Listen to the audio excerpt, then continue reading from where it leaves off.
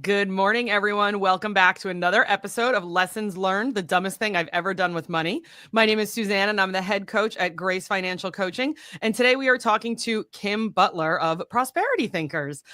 Kim initiated her money journey back in the 4th grade by selling enough milk to put herself through school. I can't wait to hear about that. Since then, Kim has dedicated over 30 years to helping people nationwide buy life insurance and further optimize their finances. Kim's efforts have mostly been centered around families, helping them develop the mindset and skills needed for financial prosperity, supported as always by practical tools and consistent education. Kim, thanks for joining me today. Absolutely, Suzanne. Tons of fun to talk to a fellow coach. Yes. So tell me about the milk money. I'm dying to hear about this.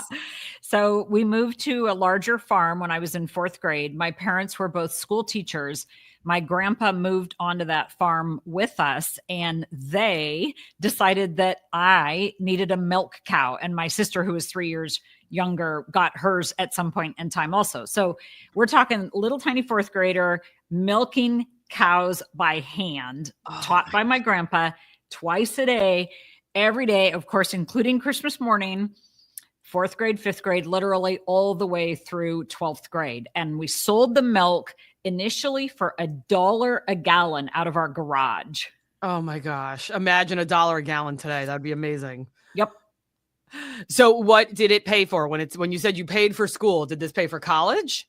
It did. I went to I went to a private school in Illinois called Principia, and it was about 20 grand a year at the time. And that was everything: room, board, the travel, because that was in Illinois. I lived in Oregon, et cetera. I did have some scholarships, but basically all with milk money. Oh my gosh, that is absolutely incredible. The cows don't care that it's Christmas morning, right? This is true. They're not aware of that.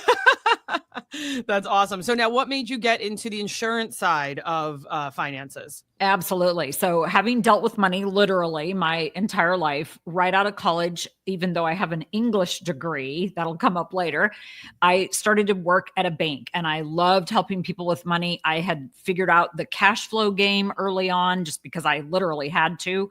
And I knew a lot about money. I am a very conceptual person, but I had just enough of a mathematical, analytical head to be able to guide people. Now, this is in the late 80s. Banks didn't have investments or insurance or anything at this time. It was super simple, right? Checking accounts, loans, that kind of thing. CDs, remember CDs? Oh yeah, for sure. Yep. And I was right next to the trust department at the bank. And so they dealt with insurance, investments, et cetera. And I was super curious about that. And so after about 3 years, I left the bank, got all my licenses, like life insurance, disability, every 6, 65, 63, all these. Everything with a 6, right? Yep. And just dove into that game full speed. Okay. So do you remember your first customer? For life insurance? Yeah. I have a funny story that is when I was the customer. Oh, okay. And it was when I was still at the bank, and a guy came over and to our home, and he said, "Are you concerned about retirement?" And I said, "No. I mean, I'm 20 something. Right. Yeah, 3, 4 years old. Are you concerned if you die yesterday? No. Are you concerned about being disabled? No." And he wisely said, "Then I don't think I can help you." Right? Because instead of going into sales mode and, well, you should be concerned about all these things. Wow. Okay. Did you end up purchasing anything from this guy? Nope. Okay. Never did. And life insurance, especially, because it is, I will admit, my all-time favorite product. And I'm speaking specifically of whole life, which is the red-headed stepchild of the financial services industry, the black sheep of the family, term insurance also, but specifically those two. I have no idea why that became my favorite. I don't have a great story, no death in the family early, none of that. But over time, I developed such an emotional, which that's where all decisions are made, right? Oh, yes. Yet financially backed, competitive knowledge around this product that it became my standard, really, my foundation. And so personally, professionally, with our family, with all of my clients, because everybody can use the term insurance product, right? Sure, So, of course, right. Although, as people may be well aware, America is woefully underinsured in this space. Yes, 100%. Yeah, Americans like me, like, nope, don't care, not concerned, not going to happen to me, right? Right. And obviously that changes with age, right? If we're asking a 23-year-old today, that's probably going to be the exact same answer that you gave that guy when you were 23. The human condition of thinking everybody was born, yesterday, the same time I was born, and everybody has the same concerns I do, or lacks the same concerns that I don't have. It's, we're so egocentric, right? We're so self-centered that we don't realize, things around us. And then you get older and people do pass away, and people pass away tragically and at young ages and things like that. But even then, we have this like invincibility complex that it's like, oh, that happens to those people, but that doesn't happen to me. And even if we're not saying that out loud, our actions speak louder than words. So if you don't have life insurance, now, we can get into the nitty gritty of a 28-year-old guy who's no one is relying on his income, right? Not married, doesn't even have a girlfriend. Like, you could get into those arguments and just say, listen, pal, go get a term life policy for 30 grand. That way, if something happens to you, your parents don't have to come out of pocket, right? That's going to be negligible for a 28-year-old male who's reasonably healthy and not a smoker. It's going to be practically $0 for him to go get that policy. But then that guy gets married the next year. And like instantly you have somebody else relying on you. But he's only 29 now. So it's not like he went through all these great life changes and multiple people have passed away and he's learned better. It's just literally one day you were not married. The next day you woke up, had a wedding, and now you're married. You're still a 29-year-old guy who might not have those things in his head. So even in that situation, if somebody's super opposed for some reason, everyone has their own reasons. I still would say, listen, think of the most expensive funeral you can come up with. I typically cite Catholic funerals.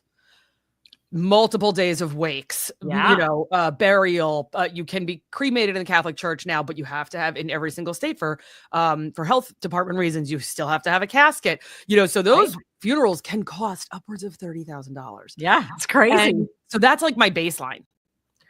Other than that, I pretty much can't move some people. Why do you think that is? And it's very specific to Americans because in Canada, they're afraid. They will buy life insurance. But Americans, absolutely, I believe the reason to answer your question is because we do not think it's going to happen to us. Okay. Interesting. And I wonder if it's a scarcity versus a prosperity mentality, maybe. Yeah. But we can't control every driver on the road. Right. You can sit here and say, I'm going to make enough money so that my family doesn't have to worry about anything and I'm not going to need insurance. Like, that's great. Please have that visionary mindset. I want you to be super motivated and have that vision, but we can't control everyone on the road. We can't control a freak accident. We can't control the weather, whatever it is. So yes, I'm with you. It's one of the, and then you get the other side of the spectrum. So not a 28-year-old, 29-year-old male, single male. You get somebody who's 67 and doesn't have life insurance. Now what do you do? Like, what do you do with that particular client? Well, depending on finances, they should start at the same level that you were talking about, which is if you don't have any money, get a burial policy or just go prepay your funeral, right? Mm-hmm. Like, get all those decisions made. That's a great step for people to take as well. But for the clients that have more money, the life insurance industry is the oldest financial series of institutions in our land. They are the safest place to store money, safer than banks, credit unions, money market accounts at brokerage houses, et cetera. And the financial services industry in general used to treat these life insurance companies with respect and give them the capacity to do their job. But today we all want something for nothing. right? We want that investment to work out. And so we don't look at the life insurance industry as a place to store that emergency and opportunity money that's so critical to have that financial foundation and peace of mind that we want to have, but we don't look at them. In fact, there's a lot of financial advisors and planners that really don't fully understand the life insurance space at all. They'll do things like call universal life permanent insurance when it's technically not. I mean, we could go down a huge rabbit trail there, which is horribly boring around life insurance. Nevertheless, there's just a lot of misunderstandings around it. Yeah. And I definitely agree with you. I think that even if the financial advisor didn't take all the tests that start with the number 6, the financial advisor, it is their responsibility to ask the question, do you have life insurance?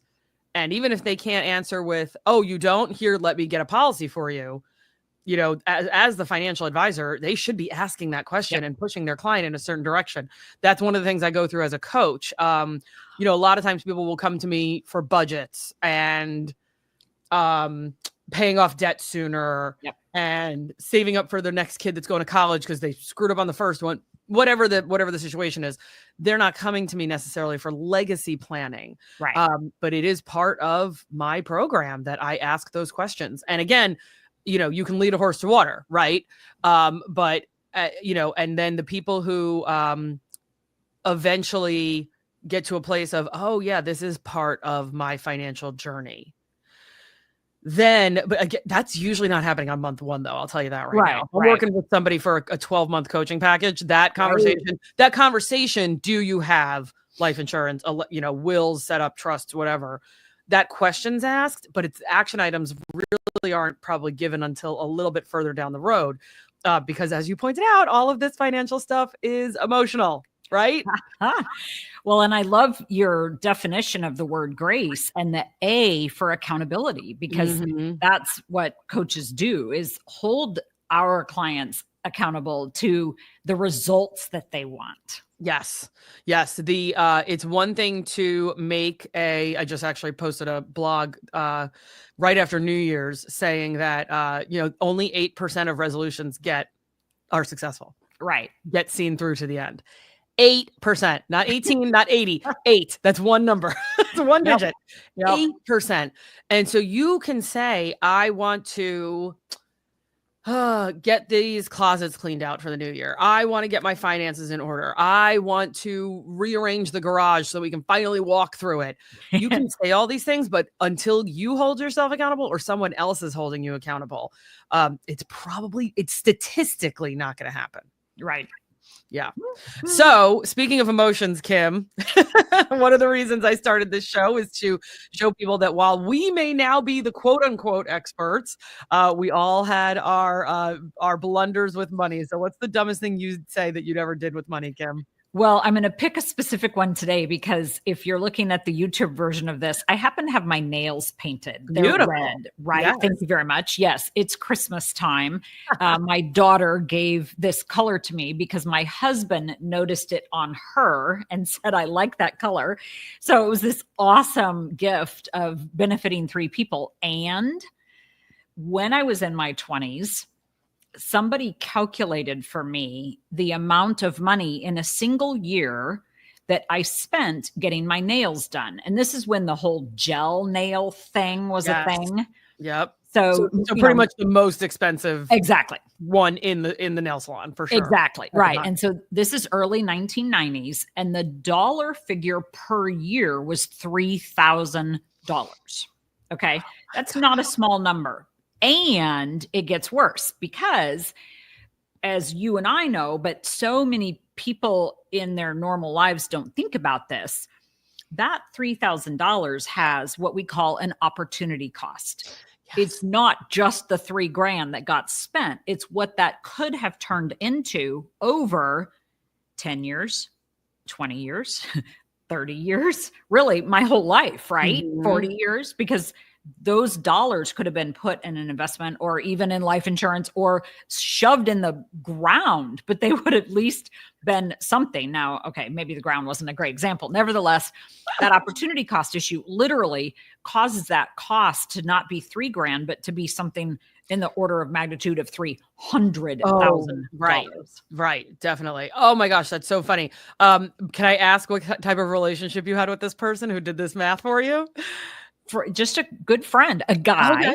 Yeah. Okay. Yeah. And he was right. And we're still good friends. And I didn't like the information, but I stopped getting my nails done. Really? So yeah. So I just did some quick math. That's $250 a month. One of the things I'd have to go back and see was what could you have put in a retirement protected account, tax sheltered account in 1990? Because like right now, what you can put in there is 65. Right. No, it just went up, right? It went up to 7,000, I believe. I think so. So you could put 7,000 in a retirement account. 30 years ago, it was probably 3,000. Exactly. In fact, I think IRA. So you could have fully funded your IRA that year. I think the contributions that year were $2,000. I think. I can't remember, but yeah. Oh my gosh. And I quick math again, $250 a month. Doesn't seem like life-changing stuff over the course of were you married at this point? Yes. So we're married. We have 2 paychecks coming into the household. If we had kids, groceries are way overshadowing nails. This is also probably alone time for you, me time, self-care time. So we can justify it in a lot of different ways. But I have a couple people right now who their resolutions earlier this year were to bring down their cost of eating out. Because I mean, it can get insane. Not only can it get insane if you just leave the house to purchase food that's already been made for you, the fees on the stupid food delivery, I can't. The last time I used one of those, Uber Eats, Grubhub, DoorDash, I don't even remember which one, I was super sick. Sure. Super sick. And so I justified the $13 in fees on top of what I ordered. Yeah. The other day I was like just feeling tired, exhausted, the holidays had been wrapping up, et cetera, and I just couldn't do it. I couldn't bring myself to pay for that extra money. So I've challenged a couple of singles and couples this year to keep their eating out budget, which includes restaurants, bars, the food delivery stuff, to under $250 a month. Yeah. Isn't that crazy? It is. It really is amazing what simplicity and service and efficiency, which are all good things that we are driving for, do. I've got some wealthier clients that I looked through, and it's still a young family, so wealthy's relative, but they looked through their Target. So Target is a store, right? Their Target purchases for a year, and they actually thought about all the things that they had purchased at Target, and the husband could only remember one thing that he actually liked, and the wife could remember 3 or 4. Call it $1,000, but their total Target purchases were over 10,000. Yeah. And so, and that's another American thing, right? So materialistic. And I get it. We all want to look nice, have fun things, et cetera, but just trimming that down. And it really comes back to me to saving first, to put the savings away first, and then spend the rest of the money and not worry about spending the rest of the money. Mm-hmm. But getting that save first habit is so hard. Did you see it was like halfway through 2024, I believe it was, when Target, or maybe it was the beginning of 2024, when Target announced that they were putting bars in certain locations? Oh dear. And I was like, well, and ironically at the time, I don't think I had any big Target shopping clients. I had some people with an Amazon addiction. Right. But at the time that it came out, I just remember thinking to myself, like, oh, I remember so-and-so. She's never leaving Target. Oh, I remember working with so-and-so. Their kids, they it was during COVID, and the only thing that was open was Target. Yeah. Like, if they see that there's a bar there now, this kid is literally going to get raised in a Target. Like, so not only are they gunning for your money for purchases, they're gunning for your money with experiences. Yep. And putting the money into savings first, and then leaving whatever dollar amount is left for the purchases, for the experiences. If you can't remember what you bought at Target, more than one thing that you bought at Target, and you spent over 10 grand there this year. Yep. Might be time to close that Target card, right? Absolutely. Well, and back to Amazon, did you know that the one-click buy button is one of Amazon's most valuable patents? Yes, it is. It's crazy. I just said to my husband after we just had like a bunch of household stuff that we needed to get. And like, we actually did go to the local hardware store. We couldn't find it. And so we just made like a whole bunch of Amazon purchases recently. And I literally said last night, no more Amazon this month. This is crazy. And looking back, everything we purchased, like we needed, again, went to the hardware store and they just didn't have it. The local hardware store, the locally owned hardware store, they just didn't have it. And when we looked up the price on Amazon, it was cheaper than the big box hardware store. So stuff like that, like, yes, there are purchases you're going to utilize. We have a lot of pet stuff on Amazon's subscribe and save. Sure. Another thing which just magically shows up. I don't have to worry about, oh my God, is the dog running out of X, Y, and Z? And so like you mentioned earlier, the convenience factor is huge. It's great. Yeah. All of these innovations are wonderful, but it's a dopamine hit, that one-click button. And we need to realize that. And going to Target and sitting at their bar is also a different kind of dopamine hit. So we really have to be aware of this stuff. Now, with the nails, did you just go cold turkey? Yep. How was that? Had them taken off and chose to only do it for special occasions, which is why they're painted today and they are not gelled. And I probably haven't, previous to today, I haven't had them done in years and years and years. I just decided that my financial success was more important to me than how my hands looked. Yes. Knowing that you can have the ability to kind of flip that switch. Yep. There's a lot of stuff though that people can't just flip it, right? So having this whole conversation about Target, there's going to be Target shoppers out there who are listening to this and they're like, well, I'm not giving up Target. I'm not giving up Amazon one click. These ladies are crazy, and how do you encourage those people when you're working with them? Those people who have had a problem with self-discipline in the past? Yep. It's the save first. So the most important action is to stop putting your earned income in your checking account. Oh, interesting. Okay. So how you have it? Do you have the, let's say they're on direct deposit, which, 90% of Americans are, or something like that. Yep. Do you have the whole thing go to savings? Yep. Or do you have part of it go to savings? The whole thing goes to savings. It must go into a different account. And that structure will then enable you to have that save first mentality occur. And of course, then you're going to have automatic transfers from that separate account into your main checking account where you pay all your bills. Sure. And there is so much that can happen automatically that will just drive savings behavior. And what it does is cause people to look backwards at the progress that they are making rather than looking forward, trying to figure out how they're going to save money. Right. It's like literally starting your budget with the savings section at the top. Yep. And then at the very bottom is Amazon purchases. Right. Now, things like changing direct deposit can sometimes be a pain in the butt. We are a military family.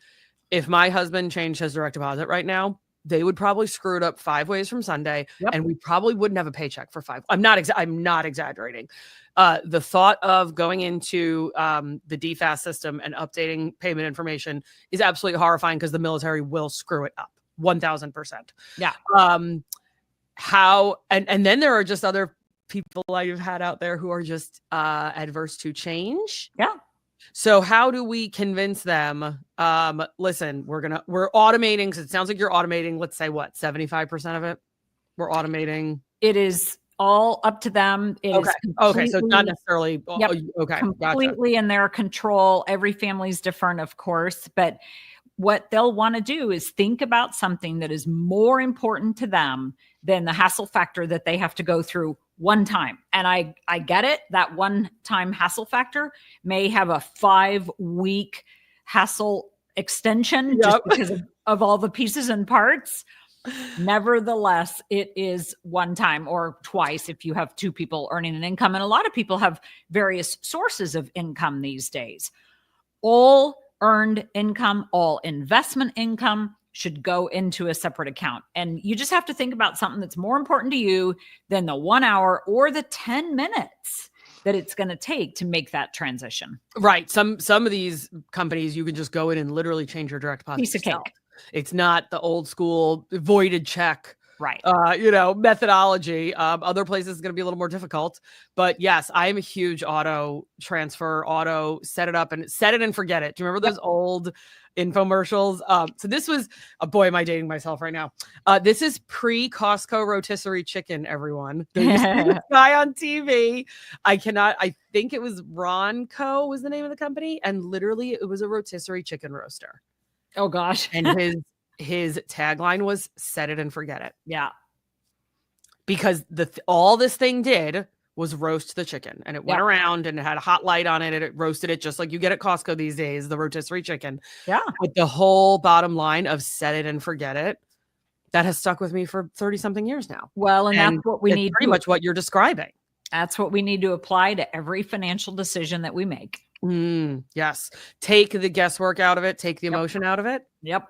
Just set it up. I love it. Kim, what would you do if your friend had never said, what are you spending on nails? Or if somebody had never brought it to your attention, what do you think you would have done differently back then? Well, it's interesting because since I was helping people with money on a daily basis by the hundreds, I got to see such a wide swath of financial failure and financial success and everywhere in between, and what people were doing and what was working and what was not working. And so it was my life and I loved it. And so I am fairly confident that I would have figured out another way to solve the problem. Now, a lot of people, frankly, they're out earning the problem. They're earning enough that they're not even really conscious of the problem. But there are others that are not. And this is what I love about our Save First structure. It could be $10 or it could be thousands of dollars per month or per paycheck or however you're measuring things that you can have an impact on. And so I believe that because I was seeing what was working for so many people, that I would have been attracted to that and headed in that direction, even if it hadn't have been the $250 a month on the nails. It would have been something else. It would have been something else that you would have figured out eventually, for sure.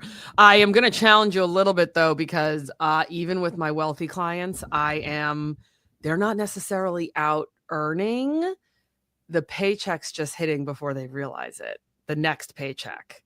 Yeah. And if those paychecks are 10 grand a pop, 15 grand a pop, if both people are getting paid on the same day or one person's bringing in an exorbitant amount of money per month, the next paycheck is what's saving them. Yeah. And that is going to perpetuate that cycle longer. You got it. A very famous rapper in the early 90s said, more money, more problems. And that's literally what it is with some of these people I work with. They are millionaires at least. And it's the next $15,000 paycheck that saves their butt every single month. Yeah. And so this is not just a $40,000 a year problem, right? Yeah. This can be a $10 million a year problem, a $5 million a year problem. There is a family in the public eye right now as we're recording this in January 2025 that was spending over $1 billion a year. That is $1 billion with a B.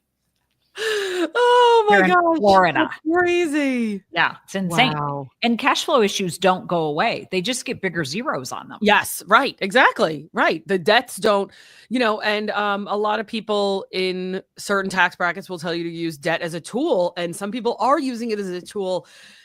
The majority of Americans are not. It's not a tool for them. It's actually something they have to rely on a daily basis. So, Kim, this has been super informative. Thank you so much. Kim has her own podcast, and all of her information is located in our show notes today. So you can find her mostly at prosperitythinkers.com, but we have all of her social links as well down there. So, Kim, thank you so much for joining me today and being vulnerable about your financial blunders.